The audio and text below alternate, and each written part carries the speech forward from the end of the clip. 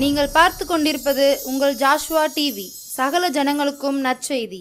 சிலுவை சிலுவை அன்பின் உயரம், சிலுவை தியான நேரம், இதயம் உடையும் நேரம்.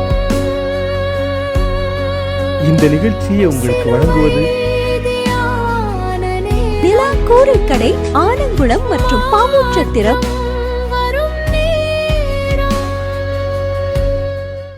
கர்த்தரும் அருமை இரட்சகரும் ஆகிய இயேசு கிறிஸ்துவின் நாமத்தினாலே உங்கள் அனைவருக்கும் அன்பின் வாழ்த்துக்களை தெரிவித்துக் கொள்கிறேன். இந்த நேரத்திலும் சிலுவை தியான நேரத்தில் உங்களை சந்திப்பதில் மிகுந்த மகிழ்ச்சி அடைகிறேன். கர்த்தர் தாமே உங்களை ஆசீர்வதிப்பாராக. இன்றைய நேரத்திலையும் நம்ம சின்ன தியானத்தை நம்ம தியானிக்க போகிறோம். நம்ம தியானிக்கிறதுக்காக நம்ம எடுத்துக்கொண்ட தலைப்பு என்ன அப்படின்னா, பெருமையை விட்டுவிடு. அதற்கு ஆதாரமாக நம்ம எடுத்துக்கொண்ட வசனம் லேவியராகமம் 26ஆம் அதிகாரம் 19ஆம் வசனம். உங்கள் வல்லமையின் பெருமையை முறித்து உங்கள் வானத்தை இரும்பை போலவும் உங்கள் பூமியை வெண்கலத்தைப் போலவும் ஆக்குவேன். உங்கள் வல்லமையின் பெருமையை முறித்து. கண்களை மூடுவோமா?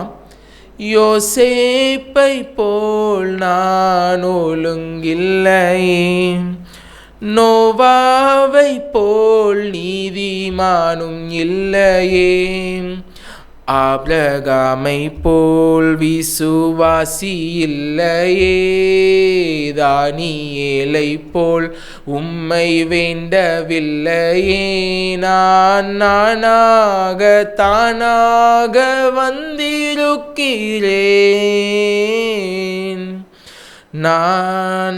நானாகவே வந்திருக்கிறேன்.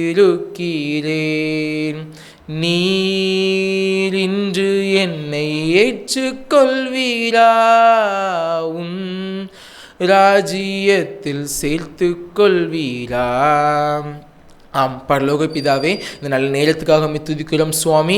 இந்த நேரத்துலையும் ஏசப்பா, பெருமையை விட்டு விடு அப்படிங்கிற தலைப்பின் கீழே நீங்கள் தியானம் செய்ய இருக்கிறோம் சுவாமி. கேட்கிற ஒவ்வொருவரையும் ஆசீர்வதிங்க. பேசுகிறவன் நான் அல்ல, எனக்குள் இருந்து நீர் வெளிப்பட போகிற தயவுக்காக துதிக்கிறோம். துதி கன மகிமை எல்லாவற்றும் உமைக்கே செலுத்தணும். இப்படி நல்ல பிதாவே, ஆமேன். லேவியராகமம் 26ஆம் அதிகாரம் 19ஆம் வசனம், உங்கள் வல்லமையின் பெருமையை முறித்து அப்படின்னு இருக்கு. ஒரு சின்ன கதையை நம்ம பார்க்கலாம். ஒரு ஃபங்க்ஷன் நடக்குது. அந்த ஃபங்க்ஷனில் என்ன பண்ணுறாங்க அப்படின்னா, ஒரு சில ஜனங்களுக்கு ஒரு பரிசு கொடுக்கறதுக்காக ஒரு நிகழ்ச்சி நடந்துகிட்ருக்கு. அந்த பரிசுகளை ஸ்பான்சர் பண்ணுற ஒருத்தரும் அந்த இடத்துக்கு வந்திருக்கிறாரு. அந்த நேரத்தில் அந்த நிகழ்ச்சியை ஒருங்கிணைப்பாளர் சொல்கிறாரு அந்த உதவி செய்ய வந்தவர்கிட்ட, சகோதரரே, நம்ம என்ன பண்ணிடலாம், முதல்ல அவங்க எல்லாத்துக்கும் நீங்கள் கொடுக்க வேண்டிய பரிசுகளை கொடுத்துலாம் நன்கொடைய, அதுக்கப்புறம் நீங்கள் உங்களுடைய கருத்துக்களை பகிர்ந்து கொள்ளுங்க அப்படின்னு சொல்கிறார்.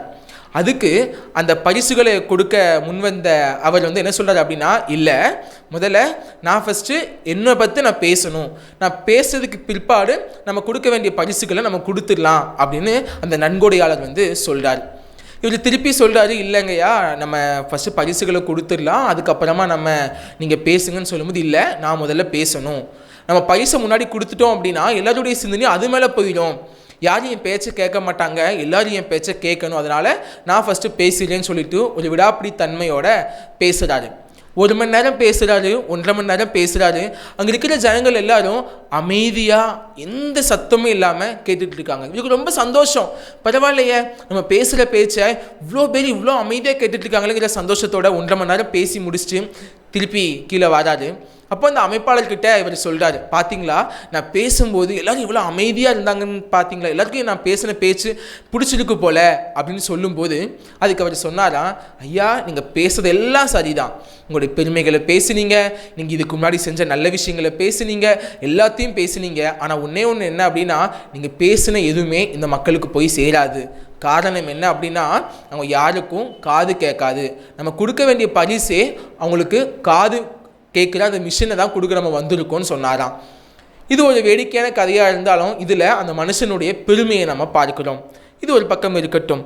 லேவியராகமம் 26ஆம் அதிகாரம் 19ஆம் வசனம் சொல்லுது, உங்கள் வல்லமையின் பெருமையை முறித்து.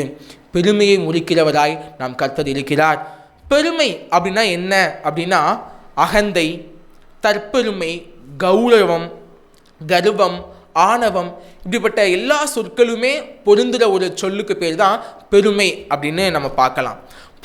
பொதுவாக பெருமைனா என்ன அப்படின்னா, நாம் மற்றவங்களை விட நம்ம ஒரு அதிகாரத்தில் இருக்கும்போது, மேலே இருக்கும்போது நமக்குள்ள ஒரு பெருமை வரும். இன்னொன்று, நமக்கு செல்வம் அதிகமாக இருக்கும்போது, நம்ம ஒரு பெரிய பதவியில் இருக்கும்போது, நமக்கு நிறைய கல்வி நம்மக்கிட்ட இருக்கும்போது நமக்குள்ள பெருமை வரும். அதான் படிப்பு பெருமை, பணப்பெருமை. புதுசாக ஒன்று இருக்குது, ஜெப பெருமை. அதாவது என்ன அப்படின்னா, நான் ஜெபிக்கிற ஜெபத்தில் அவன் கை காலெலாம் உடமாக்க எனக்கு வல்லமை இருக்குது. இப்படிப்பட்ட விஷயங்கள்லாம் பெருமையில் தான் சேரும். இப்படி ஒவ்வொரு விஷயத்திலையும் மனுஷனானவன் பெருமை பாராட்டிக்கிட்டே இருக்கான். ஆனால் பைபிளோட பார்வையில் நம்ம பார்க்கும்போது பெருமை அப்படின்னா பாவம் அப்படின்னு இருக்கு.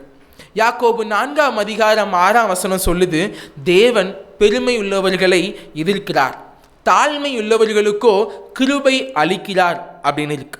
நீதிமொழிகள் 16:18 சொல்லுது, பெருமை அழிவுக்கு முன்னானது அப்படின்னு சொல்லுது.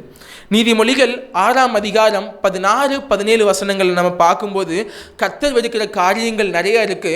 அந்த வெறுக்கும் காரியங்களில் முதன்மையான காரியம் என்ன அப்படின்னா அது பெருமையாக தான் இருக்கு அப்படிங்கிறத பார்க்குறோம்.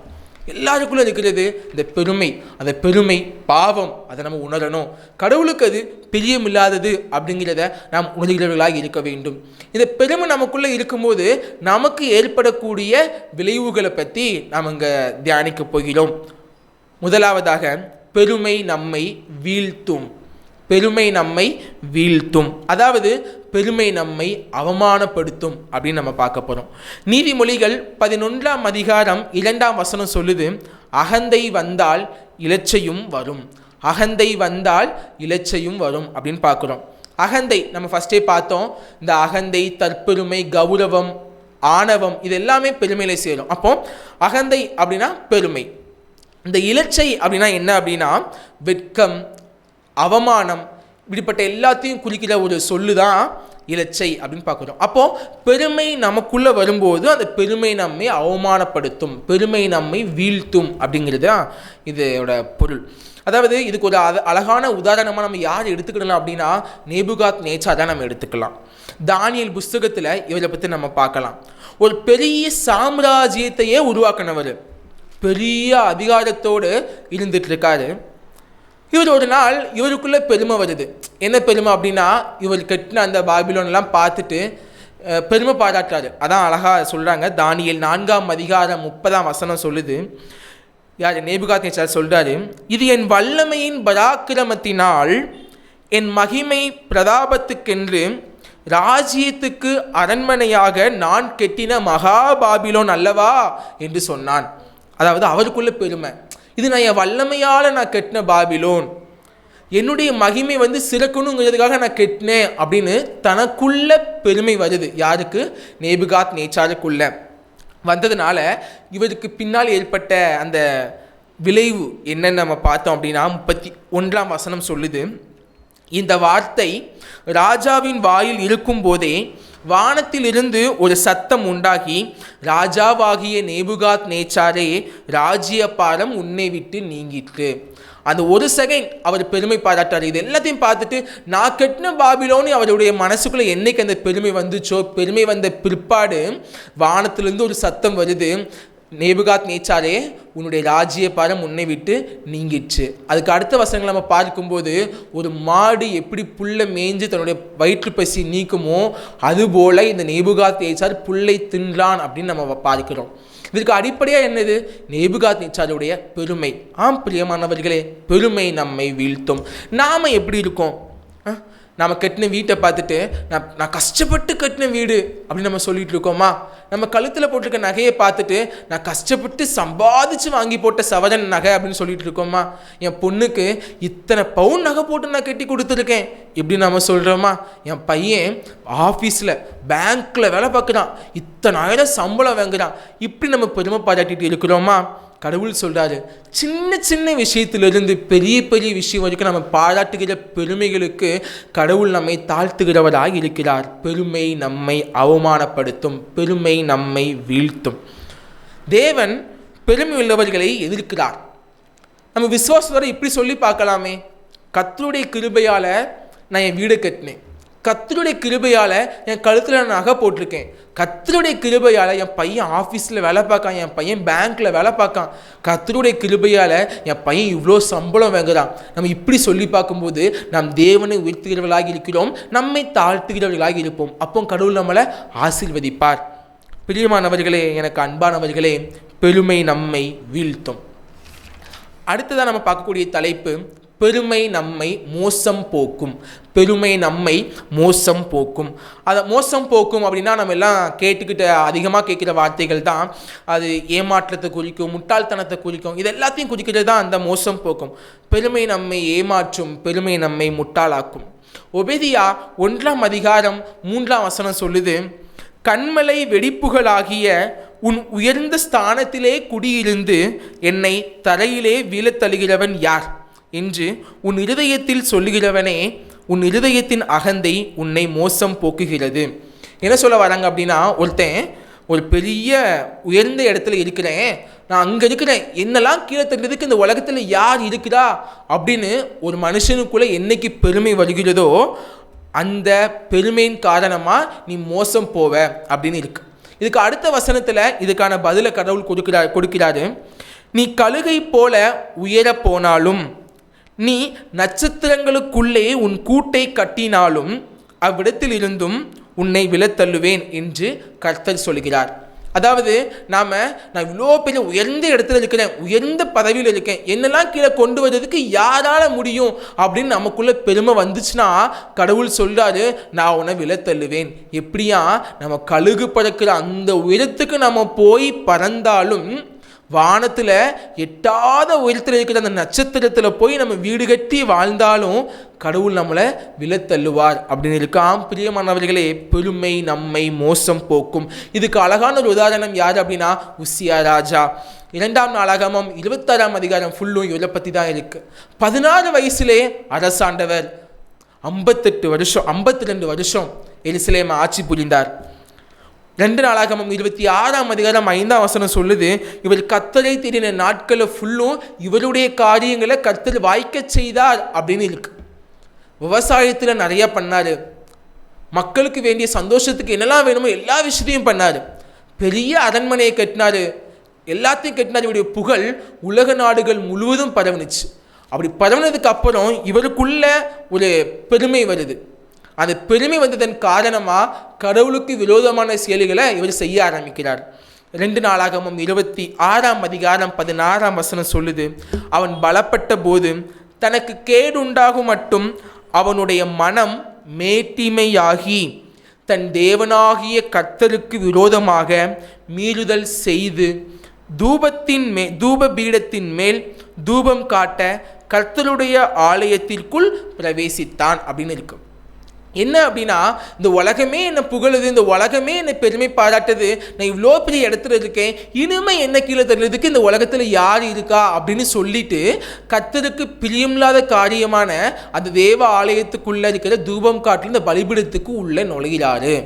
நம்ம பழைய ஏற்பாட்டில் பார்க்கலாம், முக்கிய கட்டளைகளில் ஒன்று என்ன அப்படின்னா, அதாவது பலிபீடத்துக்குள்ளே போகிறது ஆசாரியர்களுக்கு மட்டும்தான் அனுமதி இருக்குது, மற்ற யாரும் உள்ளே போகக்கூடாது, அது கர்த்தருக்கு பிரியமில்லாதது.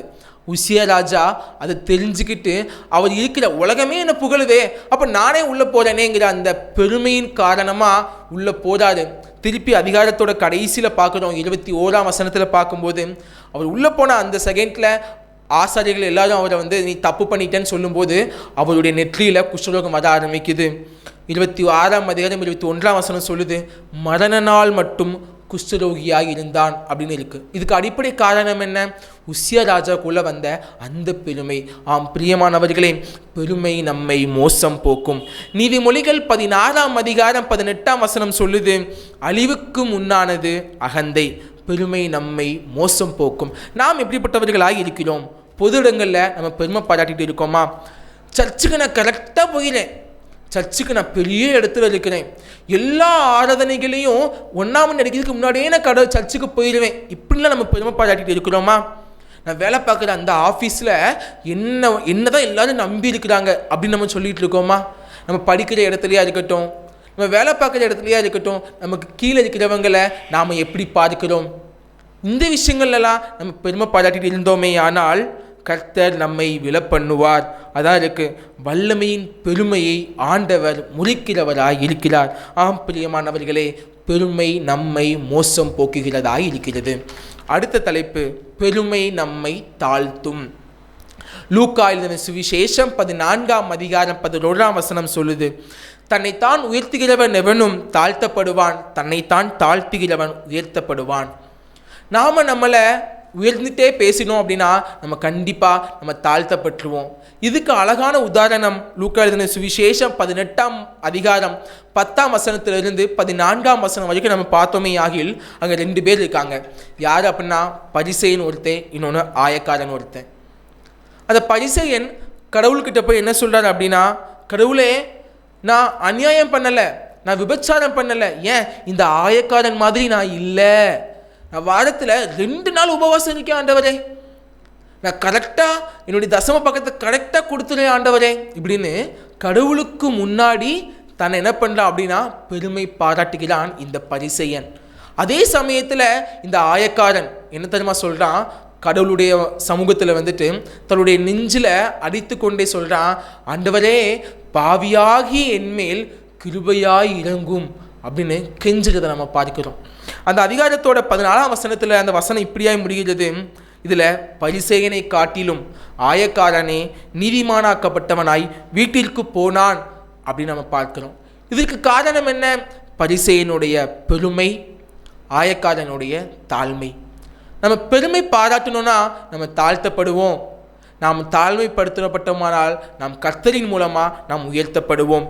நாமளும் இதே மாதிரி ஆண்டவருக்கு முன்னாடி நம்முடைய ஜெபத்தில் நாம் மேன்மை பாராட்டிட்டு இருக்கோமா? ஆண்டவரே, நான் அவனை மாதிரி கிடையாது, நான் இவனை மாதிரி கிடையாது, அவன் அந்த தப்பு பண்ணிகிட்டு இருக்கான், அவன் இந்த தப்பு பண்ணிகிட்டு இருக்கான், நான் நல்லவனாக இருக்கேன், நான் கரெக்டாக சர்ச்சுக்கு போயிடுறேன், ஒரு நாளைக்கு 5 அதிகாரம் வாசிக்கிறேன் ஆண்டவரே, எல்லா மீட்டிங்லையும் நான் கரெக்டாக அட்டன் பண்ணிடுறேன், கரெக்டாக உபவாசம் இருக்கேன், கரெக்டாக தசமபாகத்தை கொடுக்குறேன் ஆண்டவரேன்னு சொல்லிட்டு ஆண்டவருக்கு முன்னாடி ஜெபத்தில் நாம் எப்படி இருக்கிறோம்? மேன்மை பாராட்டுகிறவர்களாக இருக்கிறோமா? அப்படி இருந்தோமே ஆகில் கர்த்தர் மூலமாக நாம் தாழ்த்தப்படுவோம். நம்மை நாம் தாழ்த்தும் போது நாம் உயர்த்தப்படுவோம், நம்மை உயர்த்தும் போது நாம் தாழ்த்தப்படுவோம். இதுக்கு ஒரு அழகான உதாரணமாக ஆண்டவரே நம்ம முன்னாடி இருக்கிறார். யோவான் 13ஆம் அதிகாரம் 3ஆம் வசனத்திலிருந்து 15ஆம் வசனம் வரைக்கும் நம்ம வாசிக்கும் போது ஆண்டவரே நமக்கு ஒரு எடுத்துக்காட்டாக இருந்துட்டு போகிறார். அவர் அந்த பரலோக ராஜ்யத்தில் பெரிய சிங்காசனத்தில் இருக்கிற வேண்டியவர் இந்த பூலோகத்தில் மனுஷனாக பிறந்து மனுஷன் அனுபவிக்கின்ற எல்லா கஷ்டத்தையும் அனுபவிச்சுட்டு இருக்கிறாரு. அவர் சீசருடைய கால்களை கழுவுற விஷயத்தை நம்ம அந்த இடத்துல நம்ம பார்க்கலாம். அவருக்குள்ள அந்த பெருமை இருந்துதான் பார்த்தா இல்லவே இல்லை. அவர் வாழ்ந்த காலகட்டத்தில் ஃபுல்லும் அவர் தாழ்மையை மட்டும்தான் அந்த உலகத்தில் விதிச்சுட்டு போயானே தவிர நான் அந்த பரலோக ராஜ்யத்திலேருந்து வந்தேங்கிற அந்த பெருமையை என்றைக்கும் அவர் யாருக்கிட்டையும் காட்டினதே கிடையாது. அப்படிப்பட்ட தாழ்மையின் சொரூபமாக நம்ம முன்னாடி வாழ்ந்துட்டு போனவர் தான் இந்த இயேசு கிறிஸ்து. ஏசாயா 66ஆம் அதிகாரம் 2ஆம் வசனத்தின் பின்பாகம் சொல்லுது, சிறுமைப்பட்டு ஆவியில் நொறுங்குண்டு என் வசனத்துக்கு நடுங்குகிறவனையே நோக்கி பார்ப்பேன் அப்படின்னு இருக்கு. கடவுளை தான் விரும்புகிறார். நீ சிறுமையாக இருக்கியா, ஆவியில் நொறுங்குண்டு இருக்கியா, என் வசனத்துக்கு பயந்து இருக்கியா, நான் உன்னை விரும்புகிறேன் அப்படின்னு கடவுள் சொல்கிறார். இப்படி நாம் இருக்கும்போது கடவுள் நம்மை கண்டிப்பாக உயர்த்துகிறவராக இருக்கிறார். நாம் எல்லா விஷயத்திலையும் பெருமை பாராட்டக்கூடாது, ஆனால் ஒரே ஒரு விஷயத்தில் மட்டும் பெருமை பாராட்டணும் அப்படின்னு கடவுள் சொல்கிறார். அதான் எரேமியா 9ஆம் அதிகாரம் 24ஆம் வசனம் சொல்லுது, நீ மேன்மை பாராட்டலையா, பாராட்டு, ஆனால் ஒரே ஒரு விஷயத்தில் மட்டும் பாராட்டு. என்ன அப்படின்னா, இந்த பூமியில் கிருபையாக இருந்து இந்த பூமியில் உள்ள மக்களுக்கு நியாயத்தை செஞ்சுட்டு எல்லாருக்கும் நீதியை செய்கிற நான் இந்த கர்த்தரை குறித்து நீ மேன்மை பாராட்டு, இதை தான் நான் விரும்புகிறேன் அப்படின்னு சொல்கிறாரு. நம்ம பார்த்தோம், நாம மேன்மை பாராட்டாமல் கடவுளுடைய கிருபையால் இது நடந்துச்சு, கடவுளுடைய கிருபையால் நான் இந்த விஷயத்தை நான் செஞ்சேன் அப்படின்னு நம்ம கடவுளுக்கு முன்னுரிமை கொடுத்துட்டு நாம் பின்னாடி இருக்கும்போது கண்டிப்பாக நாம் உயர்த்தப்பட்டவர்களாய் இருப்போம். அதான் கடவுளும் சொல்கிறாரு, இறுதிகளின் மேலே தான் கர்த்தர் பிரியமுள்ளவராயும் இருக்கிறார். பிரியமானவர்களே, பெருமை நம்மை வீழ்த்தும், பெருமை நம்மை மோசம் போக்கும், பெருமை நம்மை தாழ்த்தும். தேவன் பெருமையை முறிக்கிறவராய் இருக்கிறார். ஆகவே பெருமையை விட்டு விடுகிறவர்களாய் நாம் இருக்க வேண்டும். நம்முடைய வாழ்க்கையில் அந்த பெருமை இருக்குமே ஆகில் அந்த பெருமையை கடவுள்கிட்ட ஒப்பு கொடுத்து ஆண்டவரே என்னை விட்டு நீக்கி போடணும் என்னைக்கு சொல்கிறோமோ கடவுள் நம்முடைய பெருமையை முடிக்கிறவராக இருக்கிறார். நாம் அர்ப்பணித்து அந்த பெருமையை நம்ம விட்டு நீக்கும் போது கடவுள் நம்மையும் நம்முடைய குடும்பங்களையும் ஆசீர்வதிக்கிறவராக இருக்கிறார். பிரியமானவர்களே, பெருமையை விட்டு விடுவோம். கண்களை மூடுவோமா? இல்லை, அன்பின் பரலோக பிதாவே, இந்த நல்ல நேரத்துக்காக துதிக்கிறோம் சுவாமி. இந்த நேரத்திலையும் பெருமையை விட்டுவிடு என்ற தலைப்பின் கீழ் நாங்கள் நிறைய பார்த்துருக்கிறோம் சுவாமி. பெருமை எங்களை அவமானப்படுத்தும், பெருமை எங்களை துக்கப்படுத்தும், பெருமை எங்களுக்கு கீழே தள்ளிடும் சுவாமி. எங்ககிட்ட பிடிக்கிற பெருமையை நாங்கள் உங்கள்கிட்ட ஒப்படைக்கிறோம் சுவாமி. அந்த பெருமையை முடிக்கிற தேவனாக இருந்து முடித்து போட தயவுக்காக நாங்கள் ஜெபிக்கிறோம். இந்த நேரத்திலையும் சுவாமி தங்களுடைய பெருமையை மனதில் கொண்டு அதை உங்ககிட்ட அர்ப்பணித்து ஜெபிச்சுட்டு இருக்க இதை பார்த்து கொண்டிருக்கிற ஒவ்வொரு விசுவாசிகளிடத்திலிருந்து சுவாமி அந்த பெருமையை முறிச்சு போடுங்க. அவங்களையும் அவங்களுடைய குடும்பத்தையும் நீர் பேர்ப்பதாய் ஆசீர்வதிக்கும்படியாக நாங்கள் ஜெபிக்கிறோம். துதி கன மகிமை எல்லாவற்றையும் உமக்கே செலுத்துகிறோம். மீட்பர் இயேசுவின் மூலம் ஜெபிக்கிறோம் நல்ல பிதாவே, ஆமேன் ஆமேன். நண்பர்களாய் குடும்பமாய் கொண்டாடி மகிழ நிலா கூரை கடை வாங்க.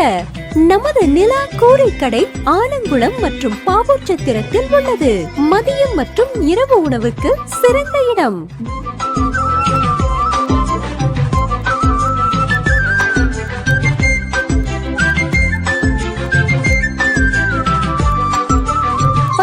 அருகில் பழைய சந்தை, பாவூர்சத்திரம் மற்றும் ஆலங்குளம் இந்தியன் வங்கி கீழ்ப்புறம். சீரக சம்பா மட்டன் மற்றும் சிக்கன் பக்கெட் பிரியாணி கிடைக்கும். உங்கள் எல்லா சுப நிகழ்ச்சிகளுக்கு ஆர்டரின் பெயரில் சிறந்த முறையில் உணவுகள் செய்து கொடுக்கிறோம். நிலா கூரை கடை ஆலங்குளம் மற்றும் பாவூர்சத்திரம்.